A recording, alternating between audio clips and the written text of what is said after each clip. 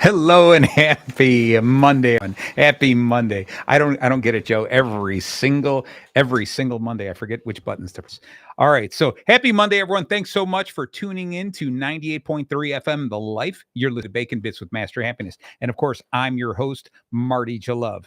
I come at you every single Monday night at 7 o'clock to talk about your job, your career, your vision made clear, the skills that you hone for the business that you own, the ups and downs, the smiles and frowns, where you're at and where you're bound. If you miss any part of today's episode, or for some reason, if you're not listening right now, tune in later this week to Bacon Bits with Master Happiness, anywhere you listen to podcasts. As you know, every single Monday, I'm on a quest to bring you the industry best, and I always have a special guest. And today is one of the specialists. One of the specialists of the special guests. This is him. And we're going to see if that mic works for you there, Joe.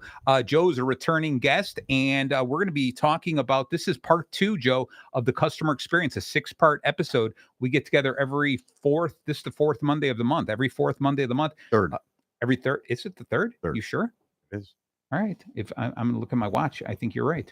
Is it the third? All right, there we go. You don't all have right. to tell me. All right. Just assume that I'm always right. All right, I'll do that. All right. So we'll see that. So we'll right now we'll go with the third of every month. All right. So anyway, we talk about some great topics, and this is going to be something amazing. It's part 2 of the 6-part series on the customer experience. So without further ado, Joe, why don't you reintroduce yourself to the world? Say hello, world. Yeah, hello, world. Marty, thanks for having me back. This is, as you know, a very exciting topic for me, something I'm very passionate about. So I'm excited to be here and excited to have this conversation. I think you and I have had plenty of conversations about this outside of the station, where we'll talk about places that we enjoyed, stores we've gone to, restaurants we've gone to, where we've truly enjoyed the experience we've had, but then other places that are just lacking. They're just not, they're not reaching our expectations, or they're not even coming close to our expectations. And those are the ones that they're going to start losing customers. We live in a world right now that there's so many different we have a large selection. We have so many choices out there that if you're not doing a great job as we speak, there's no reason for me to continue to come back. And unfortunately, Joe, I think the more that we concentrate on this idea, the importance of customer experience, the more I'm critiquing the places I'm going at. It becomes an addiction. Exactly. Yeah. And you're like, I can't believe, did you just see that? Did you see that? Smell that, etc. You do. You become hypersensitive to some of these things. You're out in public, you're out for dinner, you're out at a store, and you just become like overly sensitive to all of these things, all the signs, all the things, all the people, all the everything. So, and I think it comes down to, and what our topic's going to be about today is, that first impression. Right. So, you never have it. Go ahead. I'll let you do the line. You never have a, go ahead. You never get a second chance to make a first impression. Fantastic. That is so dead on with this. And, we talked a little bit about it, that a lot of places can come back from a bad first impression. Okay. And they can win a customer back. They can, many customers will say, I'll give you the benefit of the doubt. I'll come back another try. But in reality, when we're in such a competitive environment, why set yourself up for meeting the customers who will then say, you know what, I'm not going to give you a second chance. I'm not going to give you the benefit of the doubt. You failed me. I gave you one shot. It's not worth it. Right. Versus the other places that just to push it just a little bit further to give you some type of an experience. So, Joe, before we get into the bacon, the BACON, I want to ask you, what do you think is more important? And is one just a little bit more important than the other, or are they about equal? Or are you saying one is so much more important than the other? And this is a company that differentiates, or a company that offers incredible customer experience, something that differentiates, stands out, or somebody who really offers a great customer experience? I think you need to define that a little bit more. When you say stands out, differentiates, it's kind of a broad statement. They could differentiate as being as providing an extraordinary client experience. Right. But let's just say that to clarify the question, a good customer experience, where everyone's like, this is a good, it's satisfied, it met my expectations. Okay, versus someone who is, let's say, a lower, like, I expected a little bit more, but they're so different, they stand out in a positive way because of let's call it their branding. I don't think that's possible. Wow, you don't? I don't. Okay. No, and Deep words. I don't, and I think that gets old after a while. People. Oh, if, yeah, if yeah. you might go try it out. It's the fancy restaurant that Okay. opens up, and they've got food like nobody else in the area. Right. They're this high end, super fancy. Everybody Flowers else on there the is table. swanky, but every time you go there, Yeah. you have horrible service. They Yeah. treat you like, Or it's just like a little garbage. less. It's a Yeah. little bit less. Yeah. You know what? I'm gonna jump in and I'm gonna agree with you there, because as I'm thinking it through, I was trying to weigh the difference, and I do agree with you that it's the first step, your first impression. I might go, oh, I like it. It's different, and I might, because it differentiates, I might be apt to give it a second chance. But you're absolutely right. If it doesn't put an emphasis in a good customer experience across the board, you're right. They're not going to keep me forever. No. That's the important thing. I think that's the differentiation. Agreed. Okay. All right. So, Joe, what we talk about here on the show all the time. The reason it's called Bacon Bits is because everything bacon touches just becomes a little bit better, right? Are you talking about the bacon for chewing? No, sir. I'm talking about the bacon for doing. That is so good of you, Joe. All right. You almost threw me off there. Threw me off. I usually come up with the first line. Good thing I could remember the second line. All right. So what we do is every week we add the acronym BACON as kind of a loose outline for what we're going to talk about. And if you've ever listened to the show, which if you haven't, shame on you, but if you've listened to the show, you know that it is truly a loose outline, and we stray from it. We jump from letter to letter to letter. All right. So what we're going to do is this: the bacon today, we're talking about that welcome experience, that first experience you have, the things that are very important for us to do in the beginning to get people to want to come back. All right, to get people to be excited about experiencing us. So the B is going to be the beginnings, making them meaningful beginnings. All right. A is avoid common pitfalls. C is connection strategies. You can see they're very vague terms here, Joe. All right. O is going to be ongoing first impressions. And N is the next steps. What are we going to do afterwards? Because although we're speaking a lot about the first impressions, a lot of our first impressions have got to be setting ourselves up for the next step. How do we go about that? Because like you had said, sometimes we might show them something amazing, like, wow, I really like this. But if we're not ready to sustain that level, right? Okay, it's almost worse, because then they're like, oh, they went downhill so quickly. Okay, so Joe, I'm going to hand it back to you. I want to hear your opening take, your big rant, your monologue. well, I'll tell you this, Marty. I am probably, as I mentioned earlier, a little bit hypersensitive to this kind of thing. And yes, I mentioned in our last show that my wife will tell you I'm not the most enjoyable person to be out with sometimes. I think everyone who knows you can say that.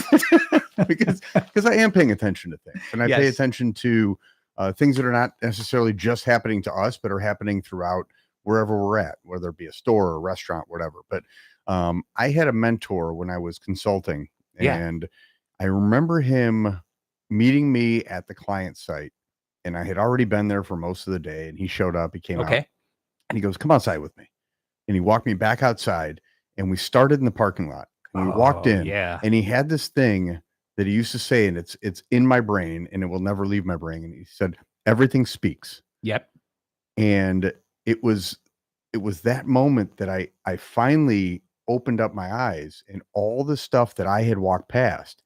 And those of us that are business owners, we do this every single day. Sure. We live inside the glass. Yes. And we walk by things in our own businesses that we just ignore, don't pay any attention to, that are important.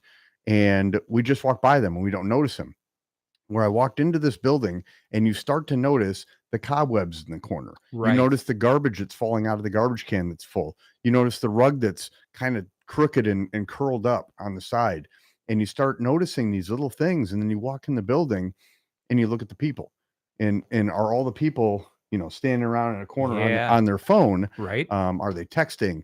Are they talking on their phone? Are they, I posted a video all back. I was in the Nashville airport at a restaurant, and the bartender had AirPods in. Okay. Not one, but two. Right. And, it's those little things. These are the things you see first as a client that automatically say, you're not important to me. Correct. Right. Correct. You're second best in my mind. So it's those little things. And it's really the most challenging thing I think that a business owner can do is to step outside, and take that walk and walk into your business and see it with eyes that have never seen it before. And most can't, and that's okay. You can call a consultant in, you can bring somebody in, bring somebody that's never been to your business before, and have them walk through and say, hey, what do you see? Right. Because you have to see it from the eyes of a client to truly understand it, instead of the eyes of your checkbook. Oh, I'll fix that, that broken window blind, maybe next month. Right. But everybody else sees it and walks in and go, why is it so dingy? Yeah. All those things matter. And I think I was telling you, I was in Kansas City at a restaurant, and it's a restaurant we spoke about in our last show. Okay. I'll just say it. It was Cooper's Hawk. Okay. Right? Yeah. So I'm sitting at Cooper's Hawk on the plaza in Kansas City, and I know the restaurant's been there about 13 years. But as I'm sitting there, we're having lunch and we're sitting at the bar, and I looked, and in the corners of the bar, spotless. Yeah. Not a speck of dust anywhere. I agree with you. The glassware that was around the bar, spotless. Right. Not a speck of dust anywhere. Everything was perfectly organized. There was no clutter. It was clean. It was neat. It was like they had just done the build out on the store the week before I got there. Yeah. That clean. And the store was 13 years old. Okay. And it's those little paying attention to those little details just show that you care that much enough to welcome your clients in, because these are the things that they see. And I see it a little bit deeper than most. Most aren't looking in the corner of the bar for dirt. No, of course not. But I did, because I noticed where we were was clean. Everything was spotless. The people are dressed nice. That's the other thing. Are they in uniform? Are they not in uniform? Right. And we can go deeper on this. But, but I want to jump in there with Cooper's Hawk, because I agree with you. I have probably, but it sounds like you've been to a lot more Cooper's Hawks than I have. I've probably been to about 5 different the Cooper Hawks restaurants, and it's great. They should be sponsoring the show. Okay, we'll get on them with that. But you're absolutely right. Every single time I ever go to one, it looks like it's just been built.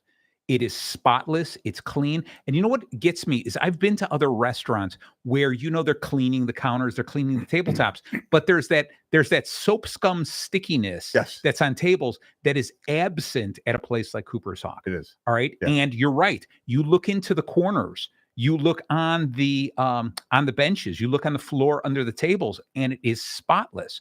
It's they have put forth that cleanliness so high in their to-do list. Okay, that it's imperative that the management, the staff, all take pride in that. Yeah. Okay. And I think I love the fact, I'm going to go back because I let you rant. Okay. I don't want us to forget any of this. I think it's really important stuff.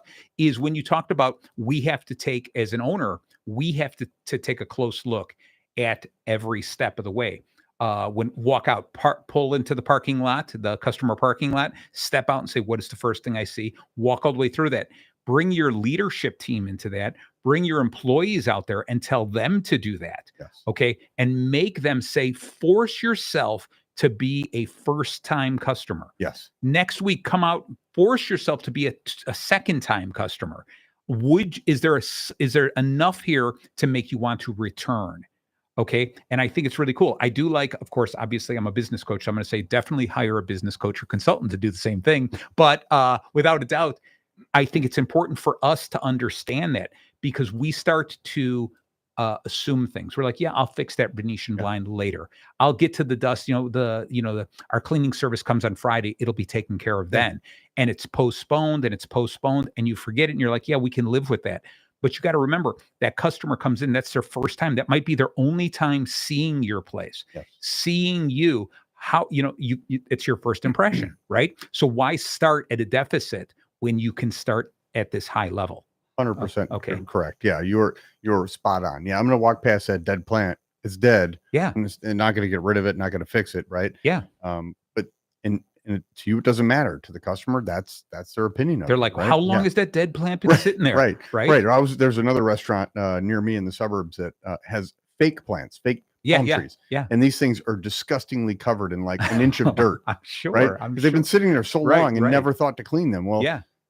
they don't think about that. They Yeah. think about how do we get more customers in the door? Well, how about you just wow the ones that are already coming there? Yes. Right. Yes. There you go. Because you're right. I mean, a bird in the hand. The better off you are to have that one customer in there, Yes. you know, and keep them coming back. It's so much easier. You know, it's another one that gets me is I see a lot of restaurants where they keep the industrial ceiling. You know, the ventilation is up there. I like that face you make. You don't like that? No, but I like it when they paint everything black. Yes. So it like disappears, but there's some detail. When you look up there, you're like, oh, this is really cool. The bad part about that is that black, the dust that sits on there, that inch of dust stands out. But I've been to some restaurants that you look up there and it's pristine. Yes. And I'm like, how are they up there cleaning that on such a regular basis? You got to hand it to them. And that's one of those things that the regular customer, the average customer is not going to walk in and say, oh, look at that. They really cleaned the ventilation system up there. They're not going to do that. But on the flip side, the average customer is going to look up and go, ooh, look at the amount of dust. How much of that is falling off onto my food? Right. You know? Right. And so there's that big difference. That's so very important. Yeah. And you're right. I did speed ahead. I got ahead on a rant. You got all excited about this. I did. Right. And we can walk through this because I think in my mind, I take this, okay, I'm a customer walking in for the first time. Yeah. And sorry to pick on restaurants, but they're easy, right? Yeah, they're easy targets. But any business you walk into, you start with that front door. Right. So you're looking at those things, right? What are the visuals, right? Next, what does it smell like? Yeah. Right. Especially when you're talking about a restaurant. Yeah. Yeah. So, I mean, what do you feel? What does it smell like? What's the air like? How does it, what's that sensation? There was a restaurant used to be over. And I remember I went in to pick up carry out from them one time. And I walked in and remember it was carry out. I'm not even dining in the place, but every step I took, I stuck to the floor. And I'm just thinking to myself, if this is by your front door, what does your kitchen look like? No kidding. Right. It's gross. But it can happen anywhere, right? Or the cigarette butts on the ground in front of your place, like all the visuals. And then there's the businesses that don't have a business per se. Customers don't come in the front door. Right. So what's our first impression then? It might be either the way we advertise or the way we answer the telephone. Yeah. Right. And I think it's all in that first way you answer the phone. Sure. As right. Opposed to, how can I help you? What? Right. Do you use the same patterns that everybody else is used to? Right. Yeah. How can I help you? Yeah. This is Frank. Sorry, Franks. Right. But there you go. Or you just answer what? Right. If you just give them what they're used to, then you're always going to get the same reaction out of them, which is you're just the same as everybody else. Well, see, this is where I'm going to get back into what I was saying is, so there is something about differentiating. It's aside because the minimum you should do is, I like a good friend of mine. They answer their phones something along the lines of "Thanks for calling Brightways. Thanks for being the best part of our day" or something like that. Some hokey stuff like that. But it's beautiful because it's different than what you hear.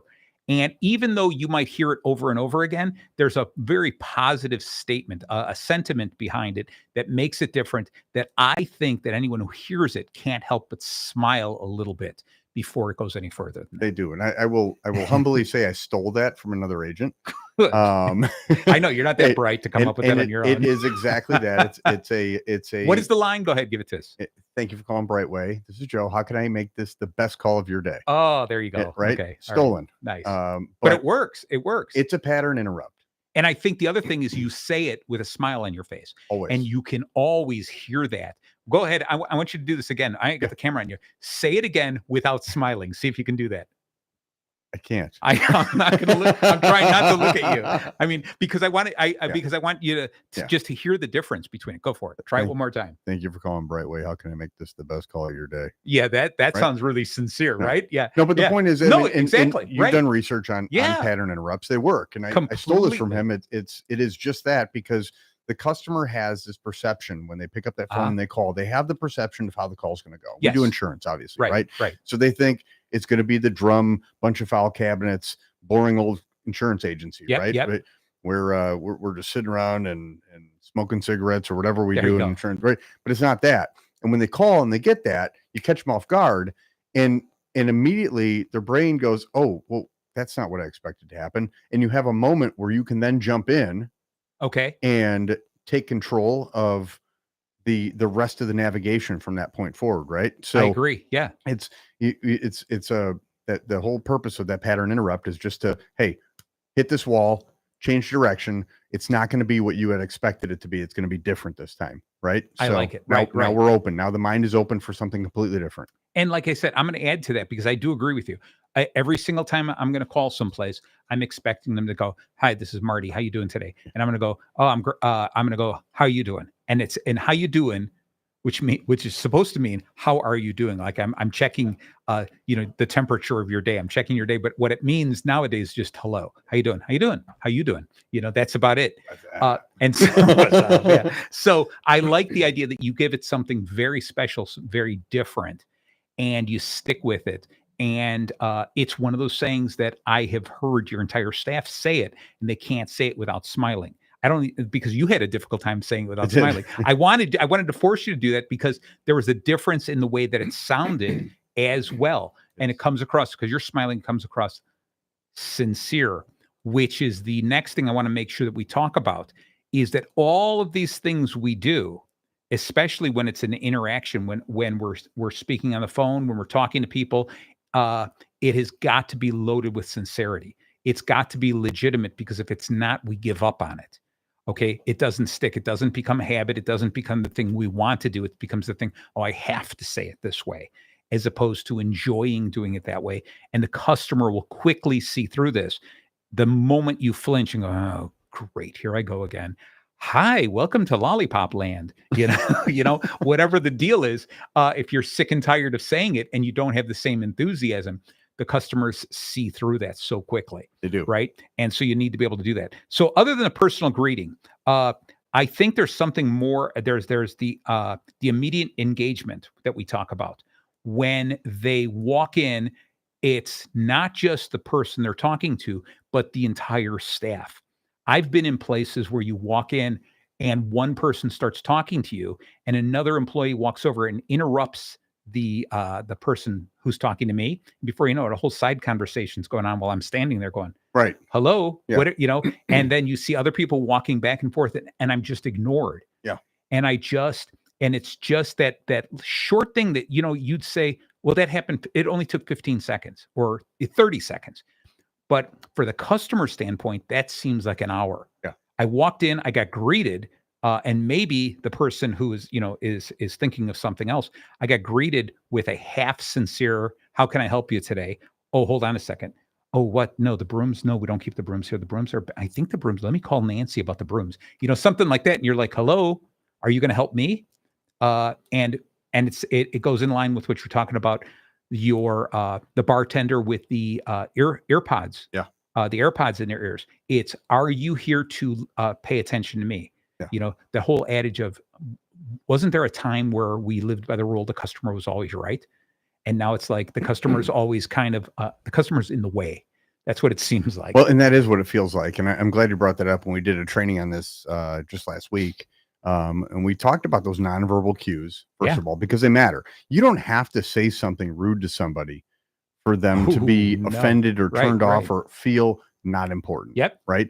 And the truth is, like, your body language, whether you're on the phone or you're in person or you're in a store or whatever, your body language is everything. Right. And you have to be smiling. You have to be excited. If you're not excited that a customer just walked in the door, then you're not supposed to be there. Yes. Right. Yes. Because you only exist because that customer walked in the door. Yes. So right. We better show some gratitude in that aspect, right? And be excited when they get there. And no different than when I pick up the phone. I am excited that person is calling. I have an opportunity to help this person or talk to this and make an impression on this person's day to day. So that is everything. So we get past the front door and we walk in, and we get past the dialing and somebody answers. What am I greeted with? Yeah. Who's there? Who's there to invite me in? And that's our second piece. Right. And I get into, like, there's a little bit more in this. And we talked about the texting and the earpods and all the things that are just like, yeah, I'm doing the other stuff and you're also here. So what do you want? Right. Right. So Joe, I'm going to cut really quick into this. This one thing is Mary Kay Ash. Mm-hmm. Okay. The powerhouse behind Mary Kay Cosmetics. would teach everyone that treat every client like they're wearing a sign that says, make me feel important. Yeah. And I think that's important for every single person in the company. Yes. It could be the maintenance department. It could be the sales department. It could be, the receptionist, everyone there. When a customer is present, it's all of our jobs to make that customer feel important. It is 100%. So I'm sorry, I had to cut you off because I had to drop in something. Yeah, it's okay. Yeah, I didn't want you to forget it. I'm glad you brought it up. Right. So here's a big pet peeve of mine. And if you're listening, big chain stores, listen up. Yes. Since COVID, we went to this online shopping model, right? Yep. And we go on our phones, we put it in order to any of these big stores, and then we pull up, we park in a spot, they put it in a trunk, and we drive off. Yeah. Right. Yeah. Nice, convenient feature. So I'm a customer in that store, and I'm walking through, and I'm lost, completely lost. Yeah. I cannot find something, right? One in particular item, whatever it is, and it doesn't matter which store I'm in. The people that do the shopping, and they have these big carts, they're easy to identify. You know who they are. Right. They know every product in that store. They know where it is. But in their mind, and I don't know if this is part of the training, you don't exist to them. And you should never say anything to them, right? Like, hey, I got a question. Do you know where the toothpaste is? Yeah. Like, you want to get a look? Like, you speaking to me? I don't have time. I'm sorry, right? Yes, I know where it is, but I'm not going to tell you. That's so funny. They're taking care of a different customer that they don't interact with, instead of the one who's right there. Right. You want to feel, if you want to feel like you really don't exist, yeah, try and ask one of them for help. Right. And it's sad because they are the ones that literally in 2 seconds ago, aisle 13, or let me show you where it's at, right? And second take shelf over to the right. Yeah. I picked 300 of those this month, right? I know exactly where it's at. Or I got a better idea. Don't put them in uniform. Yeah. Don't make them wear name tags. That's even better. Because now they represent the store. They're angry to be there. Yep. They hate the customers. You just get in their way because they're trying to pick orders for the people waiting in the parking lot. So you rolling around with your cart trying to bother them, you're just in their way. Yeah. You are now in their warehouse. Well, I think it's going to come back to because, and you know this, how you design an incentive program for your employees. Their incentive program is got to be about get that order out to the street as soon as possible. Take care of that customer as opposed to take care of all customers. Yeah. And there's got to be something of that. They should arm those people with an alarm or a bell or something. I will get someone to you in a moment. Yeah. Ring a bell so that everyone goes, oh, there's somebody who needs me in aisle 3. Right. And just turn it around because they could still satisfy the customer who's outside waiting, but they've got to learn to satisfy that person inside. Because this whole idea, like you're saying, they're giving the customer the cold shoulder, even if it's a person like, look, this is my special job. This is what I have to do. That person, if they start giving the customer a cold shoulder, the person is judging the entire store on that. Right. Okay. So they've got to fix something. Well, think about it in priority sense is that you have a client who went on a phone, looked at your delivery time and figured out, could they make the order work or whatever and place the order on the phone, or they looked at it and go, nah, I can't do it. So he went to somewhere else, right? Yeah. He ordered somewhere else because you couldn't get it done for him in time. So you got a convenience factor. And we'll later on in our series, we'll talk about the balancing that convenience factor, right? Love it. So you've got the convenience factor, but that customer, maybe not as loyal, maybe not as excited, or the one who worked extra hard to park their car, walk in your store and walk your aisles and might find a few more things while they're there. Right. Right. Which one do you want to take care of? Yeah. Like which one do you have a better upsell opportunity for? Exactly. The one that's there and is walking through the aisles, or the one that's in the parking lot that already placed their order? Yeah. Let's put it this way. You do have the store. The store is built to have customers come in. Right. I worked harder to get there than that guy. Exactly. Right. Right. Exactly. So if you really believe that the future, if let's say you're the store owner and you believe the future is people are pulling up and I'll deliver it, then create a depot where people don't come out. Remember the old service merchandise? Yes. You just go and pick it up on the belt. That was it. Done. And you were done, and you were completely done. And that was a different model at the time. It was probably well ahead of its time. All right. Because nobody was shopping. Nobody's walking up and down the aisles. So if that's the model you want, then create the store that does that. Agreed. The hybrid there, you're running into a problem. And the biggest problem I wanted to talk about when you were talking on the phone is when I'm on the phone and I'm talking to you and I try to, with a big smile, say something nice like, oh, Joe, thanks so much for calling. How can I help you today? And as you're talking, you hear me go, right? You hear me sigh. Yeah. You hear me, right? Yeah. You can almost hear me roll my eyes, Yeah. right? And then that's the impression I'm getting going, I'm sorry, am I bothering you? I'm trying to order something from you. Yeah. Now that's over the phone. Imagine the face-to-face when you're in there. How often have you seen someone, you ask someone a question, and as they turn away, they roll their eyes, they sigh, their shoulders drop like, oh, I was trying to get something else done.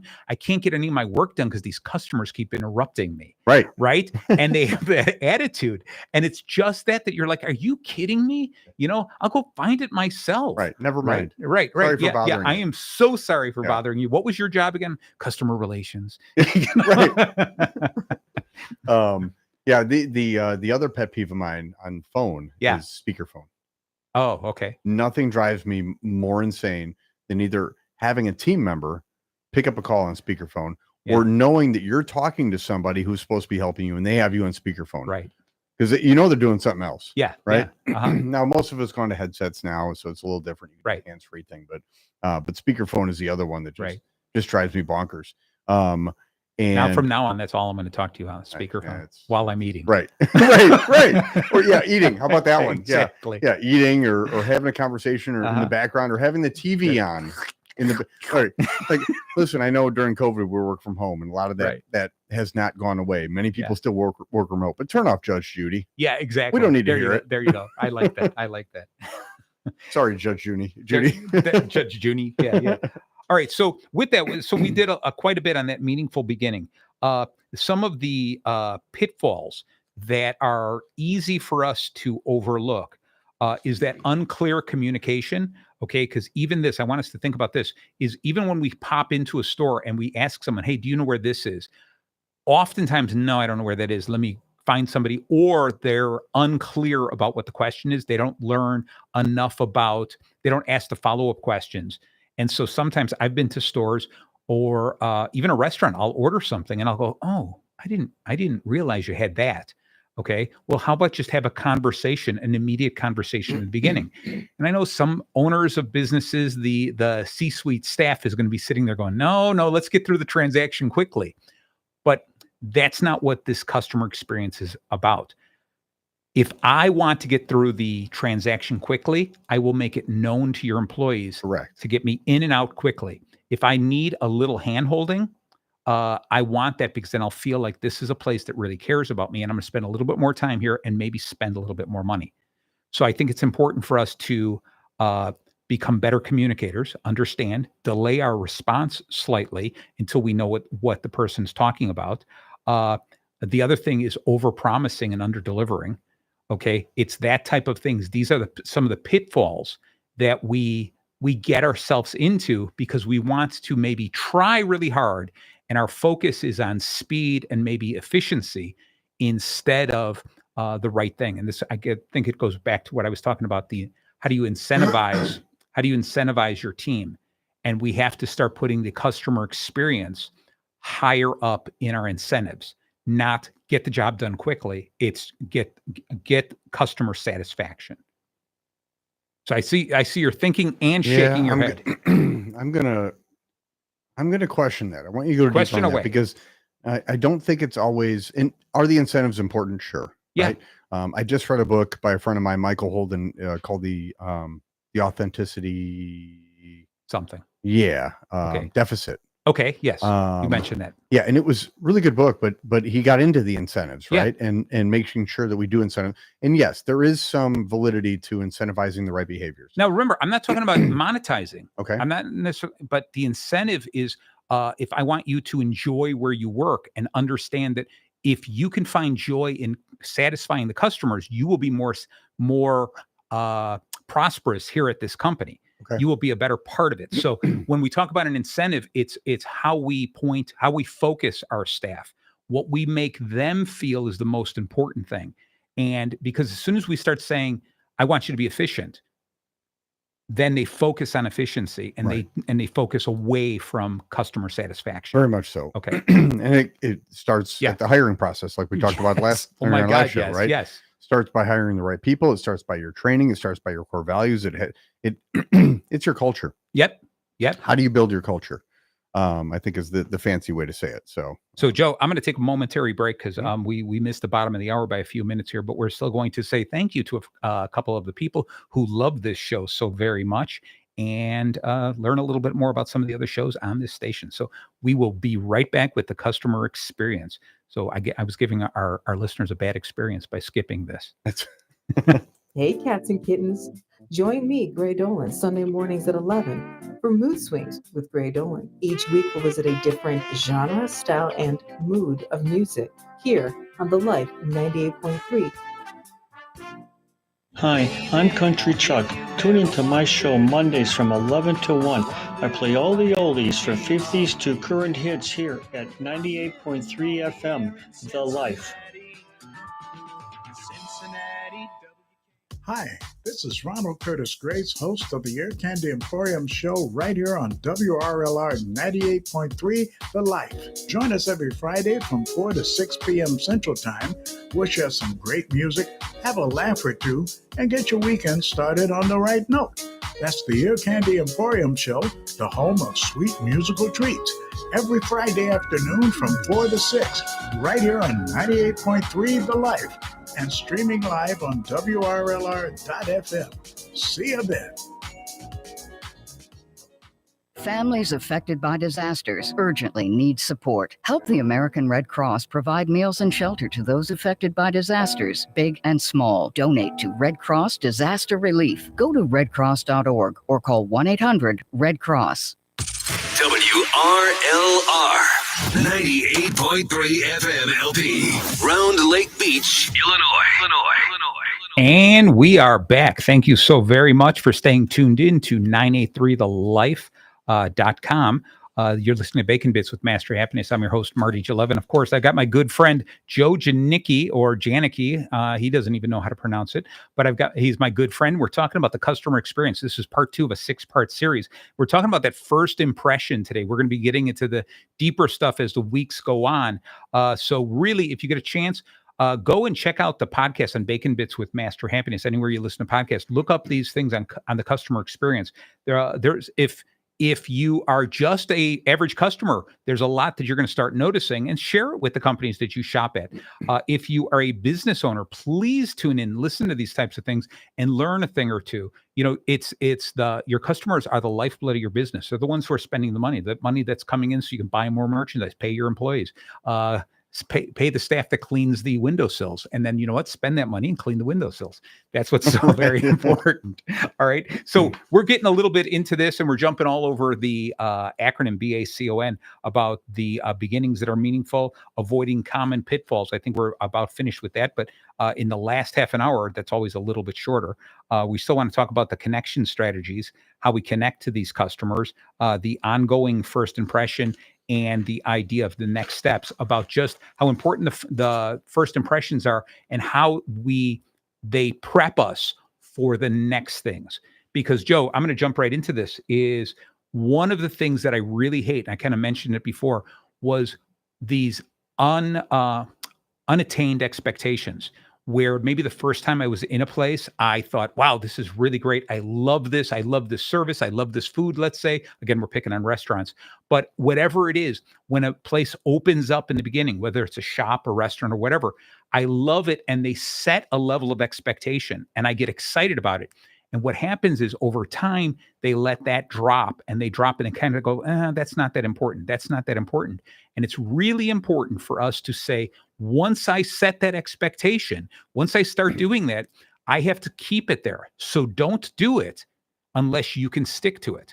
Okay. And the greatest example I always think about was places that send out birthday cards. Okay. Even not even making a phone call or something like that. But I know plenty of places that send out a birthday card to their biggest customers. I worked for a company that at Thanksgiving, we would send our biggest customers baskets of stuff every Thanksgiving, because it was kind of like one of those holidays that not everyone connected with, right? So it was like, we're going to own Thanksgiving, sending it to them. The next year, we're like, oh, that was kind of pricey. Let's make a smaller basket. The next year, we don't have to send it to everyone. We'll just send it to the top executives in those places. Then before you know it, it got into a card wishing you a happy Thanksgiving. And you know what happened? People think you're going out of business. Either that or they're thinking I'm no longer important. Right. But you're right. It's one or the other. You're right. What's going on? I used to get a big basket. What am I? I'm not important anymore. And then eventually what happens? We're not even going to send them anymore. Right. And so you just change it. And that is worse than never sending them at all. Yeah.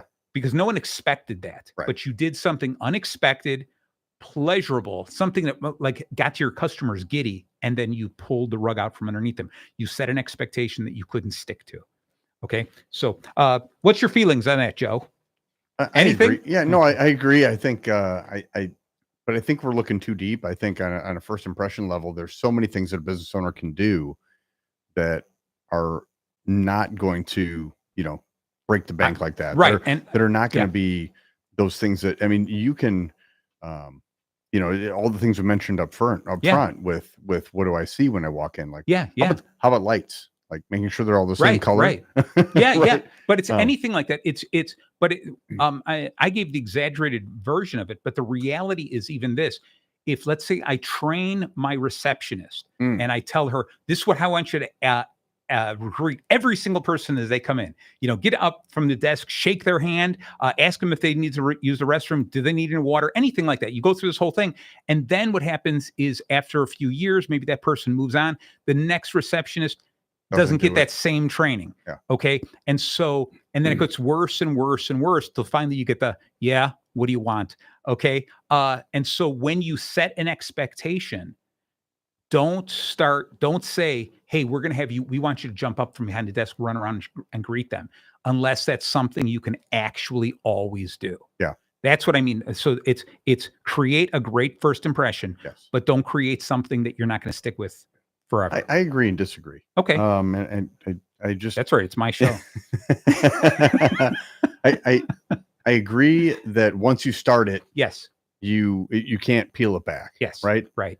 But you can iterate and you can change and you get a little better. And I think you should always be looking for something. What's that next level? What's the thing that I can do that's going to set the bar a little higher? I'm not saying what's the next thing I can do that I have to spend a bunch of money to impress people. No, you can set the bar a little bit higher by looking at everything you do from the time that person walks in the door. Everything like the greeting is important, right? How do we streamline that greeting? How do we streamline the client's, side of the process? How do we make it easier on them? How do we make them work less and us work more? How do I prepare more for them arriving? Like all those little things, you should be always looking at what can I do to keep elevating? What can I do to keep getting better? Right. So while I agree that you shouldn't start it unless you're going to be able to continue it, I think you should start it. And I think you should do it. And I think you should always be looking to, okay, we did that. That was great. Put the emphasis on that. What's next? Okay. How do we get better? Right. That was great. That's really cool how we do that. We're really wowing people. They love it. Right. What's next? Right. And that's now up it. That's now your baseline. Right. There you go. So forget like peeling back. That's our baseline. That's where we're at now. Yeah. Raise the baseline. I like it. I like it a lot. So one of the things I want to compare two barbecue places. All right. And you probably know both of them. I'm only going to mention one. I'm going to mention the one that I have a great experience. Joe's. No, in Kansas City? No. I'm talking about somewhat local here. Oh. All right. There is a place called the Chicago Culinary Kitchen.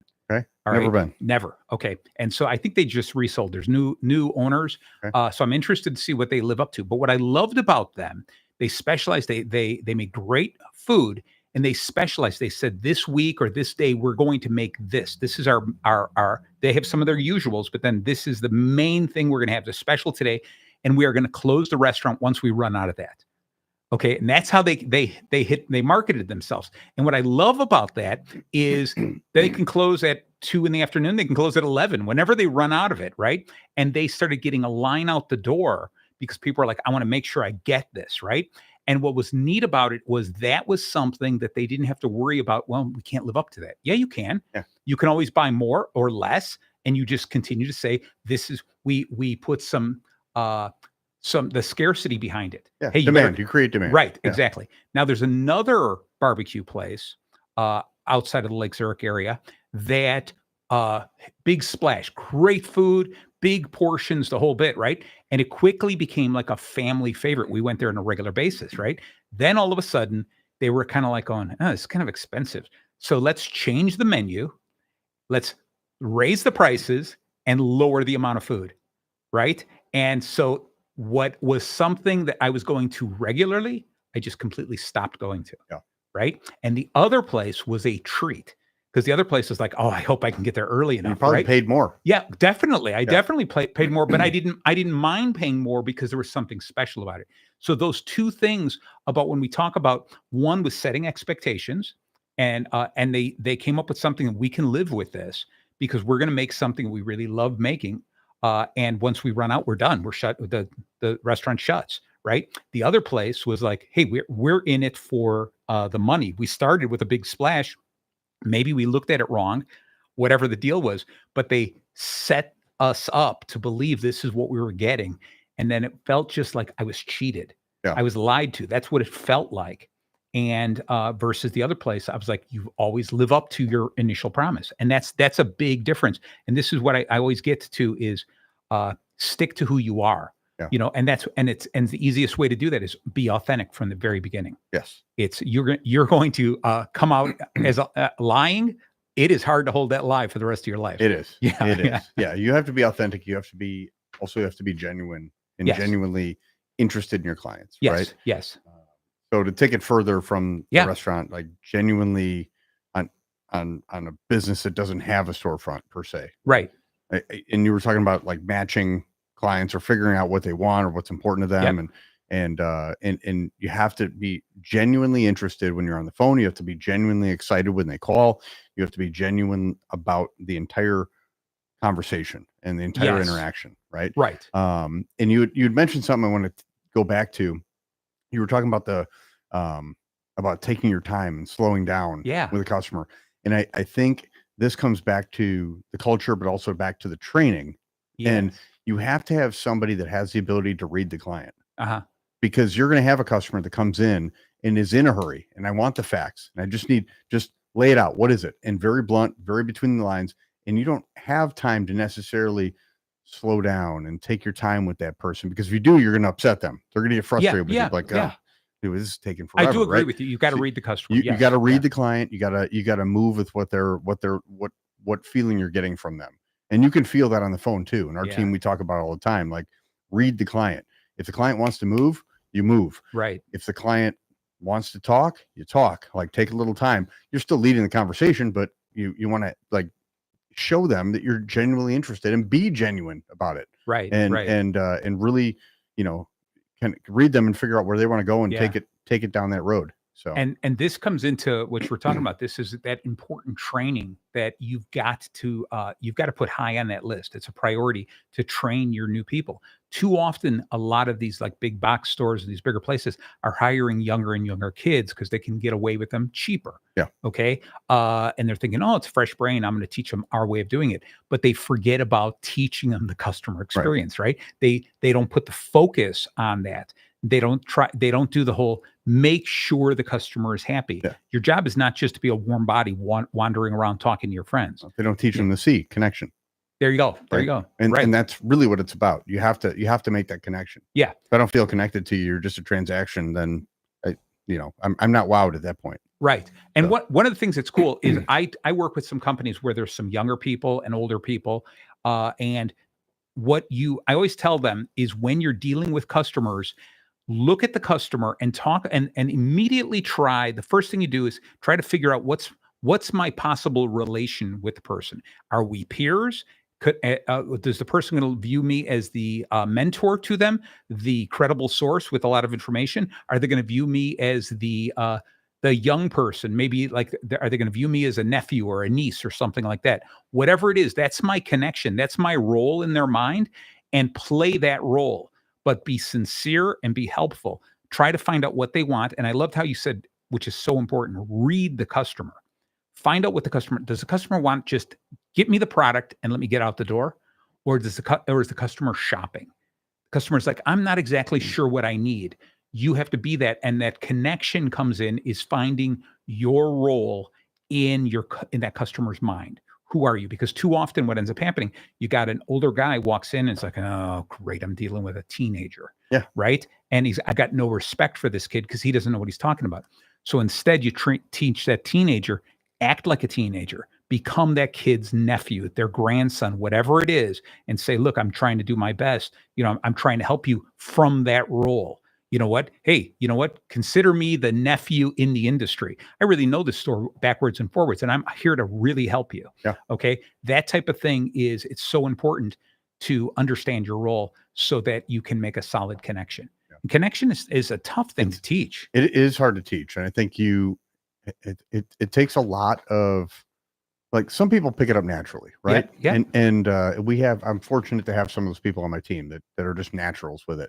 But some people you gotta teach them, and to look for those connection points, look for the things you can build rapport on, look for the, in our business, you're talking to somebody and oh, you have a dog? What kind of dog? I love dogs, right? Right. And you've connected and you've bonded over dogs, or you connected over cats, or you connected over, whatever. You like jet skis or wave runners or boats, or find something genuine that you can there's connection. And all of a sudden it's like you have this, it's back to the connection, right? You're connected now. Now you've built rapport. Now that there's some trust and that experience now, because as a client, I've now connected with you. I found something that we have in common, the commonality, and we can talk about it. My experience level's now higher. So you're no longer just an order taker. You're no longer just somebody that's gonna process my transaction, right? I'm gonna walk out here and go, wow, that was really cool. I really enjoyed talking to that person. We have a lot in common. So looking for those points is important. I'm going to give your place a plug. It's kind of like this. Somebody who needs insurance, all right, or somebody is questioning it. They're not sure if they are properly covered. One of the first things you have to sell them on is, and when I say sell them, get them to understand the need for insurance, the need that they have. Secondly, is why it's important that they should trust Brightway to supply them with what they need. And then lastly, Piper is going to convince them. Piper is one of your all-stars there. Piper is going to say, and why you should buy from me, why I'm the right agent from you. So at any point there, she's got these 3 different levels of selling, the general to the most specific. And at the end of every call, she should feel like she accomplished something along those lines. And I liked how you guys are always this whole help first attitude of, hey, look, you need the insurance. This is what you need, blah, blah, blah, blah, blah. Even if you don't get it from us, this is what you need. Okay.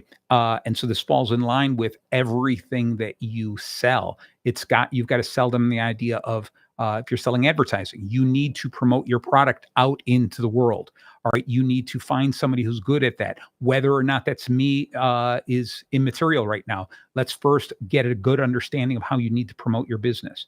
All right. It's the same with a restaurant. You're hungry, right? You got to eat today. Okay. So we've got that first thing taken care of. You're making a decision. Are you cooking at home or are you going out to eat? All right. So you're going to go out to eat. Now let's worry about where you're going to go eat. Okay. And why you should choose this one restaurant more than anyone else. And so you've got to be able to do that. And that's where it comes in with this connection of all those things. I have a connection with Brightway Insurance because I know you, I know your whole team. And so you have to keep working with the connection on everything. Yeah. The item or the service you're selling, the connection, the business that you're supporting or you're standing for, as well as making a solid connection yourself. Right. So it's a constant thing. And that, I'm afraid, and I think you're going to agree with me, most places are not training their employees. They're not in that regard. Yeah. They're not taking the time to do that. I'm starting to sway into sales away from customer experience. Go back to O. What's O? O was the ongoing first impression, which kind of ties in with the other one, is the next steps. Yeah. Is this whole idea of what do you do? What does the first impression set you up with? What is the follow-up with it? Because again, I believe when you're setting them up for something, they expect something more. It's when it's that same thing. Person comes in, you're like, hey, how are you, Joe? Welcome to the store. How can I help you, etc. And then you're getting all excited. And then I have to say, let's go get that for you. Someone else comes in and all of a sudden they're the most important person and you're just standing there. Yeah. Right. I've got to continue to make you feel important as well. I can't keep going. No, my enthusiasm's only for the first 30 seconds when you come in here. Right. Okay. So it's really important, all of that. And I know some businesses are probably listening going, oh, this is a lot of work. Okay. And it is. And that's what's important about running a business. It is. Yeah. Yeah. But it's not hard, right? You just It's genuine. want to be different. You got to want to not give the exact same level of service, level of experience that everybody up and down the block is already doing, right? What sets you apart? What makes you different? What makes you better? Why would I want to come do business with you as opposed to going to the store next door, right? Yeah. And you got to look at those things, and it's everything. I mean, we're just talking first impressions here, so Yeah. just from the time I walk in till the time we get into conversation, right? What is that like? You talked about just now about the ongoing, right? Yeah. And look at, I know a lot of companies measure first call resolution.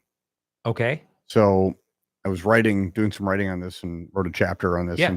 And one of those things is the eternal transfer, right? Okay. So I call your business and I tell you what I have a problem with or what I need help with or whatever. And you're like, you know what? Yeah, hang on. Let me get you over to somebody who can help.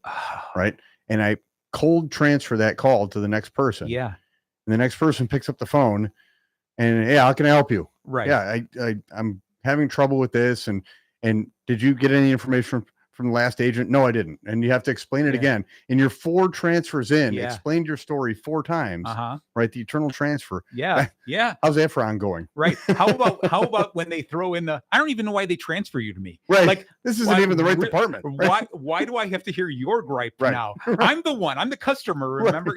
Going. All right. I'm going to pass you back to the operator. No, don't do that. So how different is that? You call a large company. I was listening to Samsung. The CX guy from Samsung was on a podcast today and was listening to it, and he talked about like how when that first person picks up the phone, could you imagine you have a Samsung, this is a gigantic company, you call them and you have an issue with their product, and they pick up the phone and I can help you with that, and you're right into it. Yeah, you're not getting transferred to anybody. Right. I think that's really cool, and I think we have the ability to do that with technology, especially with AI and technology. We have the ability to first call resolve everything. I think so.